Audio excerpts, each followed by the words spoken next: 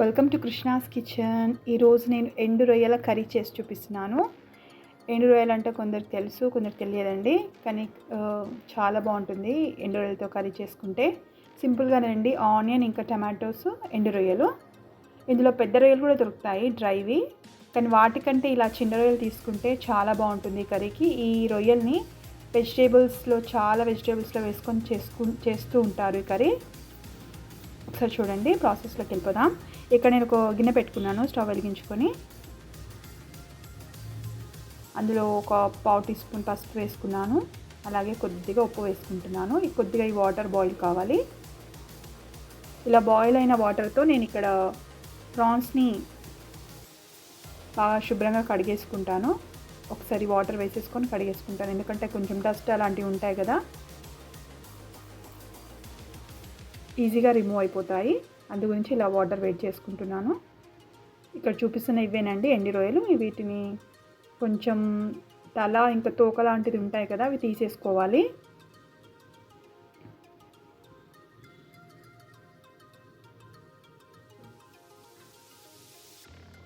ఇలా ఒకసారి తీసేసుకొని వేడి వాటర్ వేసాక ఒక 1 minute 2 minutes అలా పెట్టేసి తర్వాత చల్ల వాటర్తో కడిగేసుకొని ఇట్లా స్ట్రైనర్లో వేసేసుకున్నాను.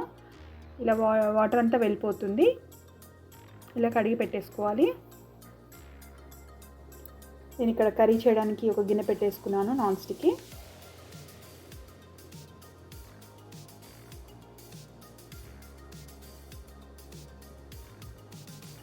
ఆయిల్ వేసుకున్నాను.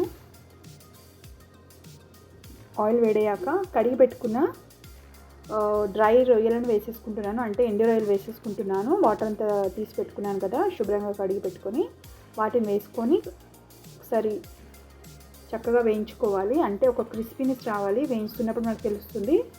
ఒక 4 to 5 minutes వేయించుకోవాలి మీడియం ఫ్లేమ్లో.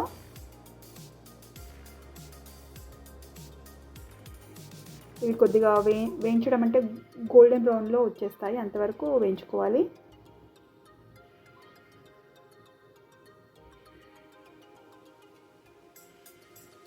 నాన్ వెజ్ తినే వాళ్ళకు ఈ విధంగా అప్పుడప్పుడు ఎండు రొయ్యలు కర్రీ చేసుకుంటే చాలా బాగుంటుందండి.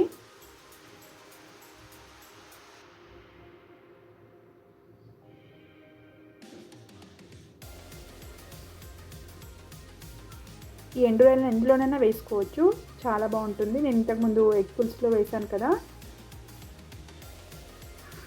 ఈరోజు నేను టమాటో ఇంకా ఆనియన్ ఇంకేమీ వేయట్లేదు ఇందులో, అయినా కర్రీ చాలా బాగుంటుంది.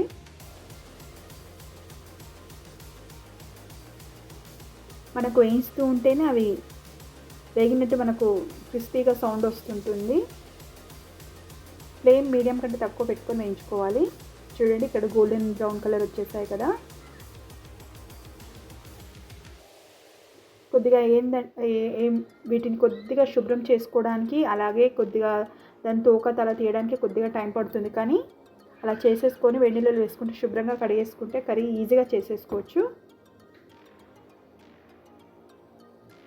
వేగిపోయాయి, వేరే గిన్నెలోకి తీసేసుకుంటున్నాను.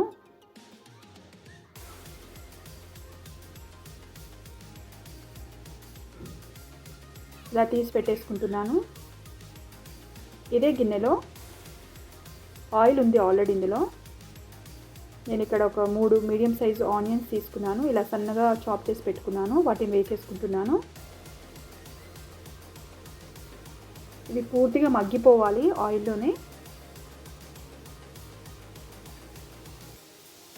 ఇలా వేయిస్తూ ఉండాలి.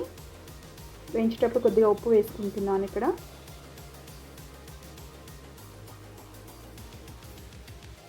ఫ్లేమ్ మీడియం టు లో పెట్టుకొని వేయించుతూ ఉండాలి. ఉల్లిపాయలని కొద్దిగా ఉప్పు వేసుకున్నాను.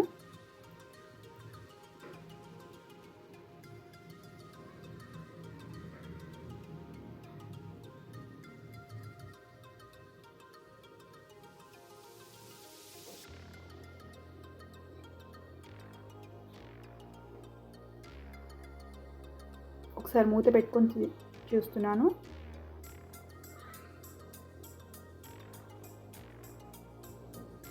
ఇలా కలుపుతూ ఉండాలి మూత పెడుతూ.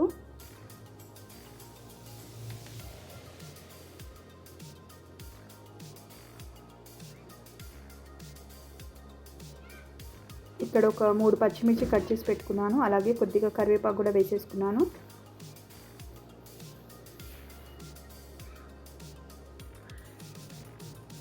నాన్ వెజ్ తినే వాళ్ళందరికీ ఇష్టం ఉండదండి, కొందరికి ఇష్టపడతారు కదా, వాళ్ళకు ఇలా చేసుకోండి, చాలా బాగుంటుంది. కొందరు పచ్చి రొయ్యలు ఇష్టపడతారు, కొందరు ఎండు రొయ్యలు ఇష్టపడతారు, అలాంటి వాళ్ళకి చెప్తున్నాను. ఇక్కడ జింజర్ గార్లిక్ పేస్ట్ వేసుకున్నాను, అల్లం వెల్లుల్లి పేస్ట్. ఈ కర్రీకి వాటర్ ఏమీ అవసరం లేదండి. ఆనియన్స్ టమాటాలు నూనెలోనే మగ్గించేసుకోవాలి, అప్పుడే కర్రీ చాలా బాగుంటుంది. ఇలా కలుపుతూ ఉండాలి, మూత పెడుతూ కలుపుతూ ఉండాలి.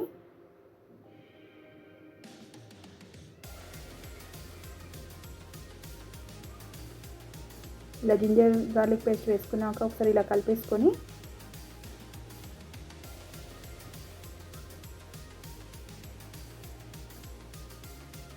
ఇక్కడ ఆనియన్స్ పూర్తిగా మగ్గిపోయాయి, అంటే కుక్ అయ్యాయి.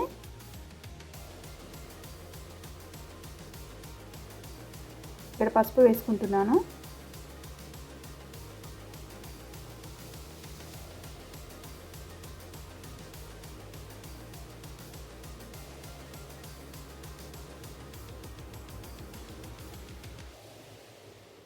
ఇలా పసుపు వేసుకొని ఒకసారి బాగా కలిపేసుకొని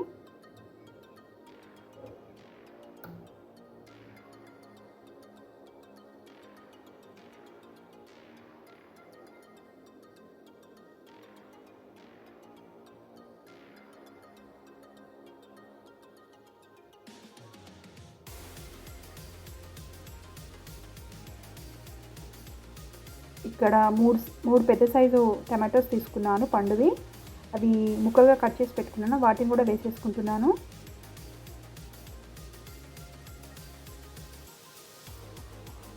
ఒకసారి వీటిని కూడా మగ్గించుకోవాలి.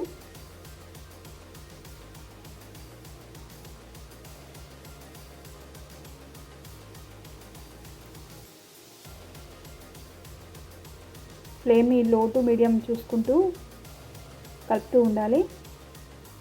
ఇలా ఒకసారి కలిపేసుకొని మూత పెట్టుకుంటాను.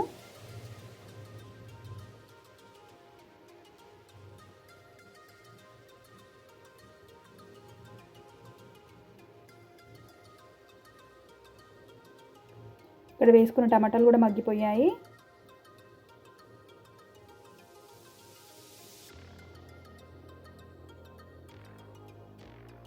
ఇక్కడ కూరకు సరిపడ కారము ఉప్పు వేసుకుంటాను. ఇప్పుడు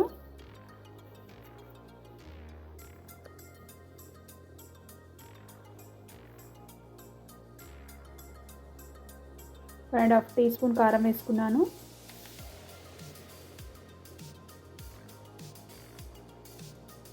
అలాగే ఉప్పు కూడా వేసేసుకున్నాను, కర్రీకి సరిపడా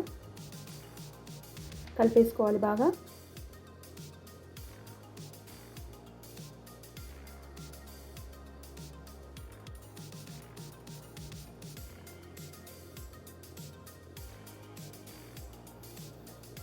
చెప్పాను కదా ఈ కర్రీకి వాటర్ ఏమీ అవసరం ఉండదని. ఇలాగే కలుపుతూ ఉండాలి, మూత పెడుతూ కలుపుతూ ఉండాలి. సరే మూత పెట్టేసుకున్నాను. ఫ్లేమ్ ఒకసారి ఇక్కడ టమాటోస్ మగ్గిపోయాక ఫ్లేమ్ నేను సిమ్లో పెట్టేసుకున్నాను.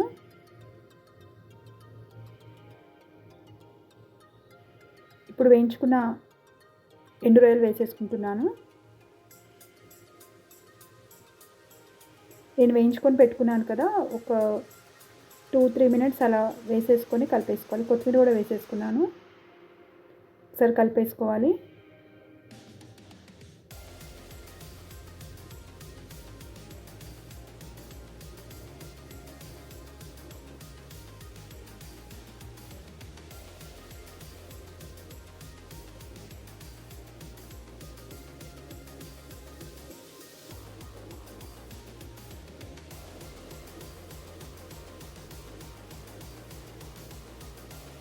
ఇలా కలిపేసుకున్నాక ఒక 1/4 టీ స్పూను ధనియా ఇంకా గరం మసాలా పౌడర్ కలిపి వేసేసుకుంటున్నాను.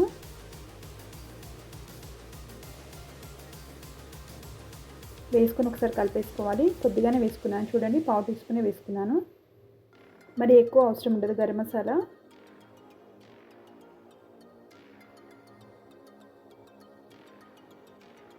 ఒకసారి కలిపేసుకొని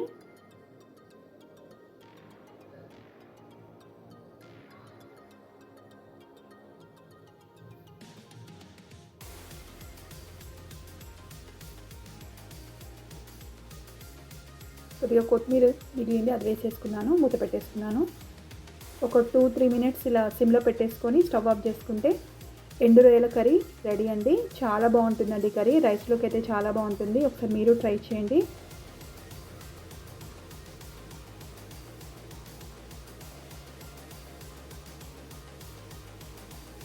ఎండు రొయ్యలు అన్నాక వాసన ఉంటుంది కదా, ఎండు చేపలకి ఏదైనా వాసన ఉంటుంది కదా, కానీ కర్రీ మాత్రం చాలా బాగుంటుంది.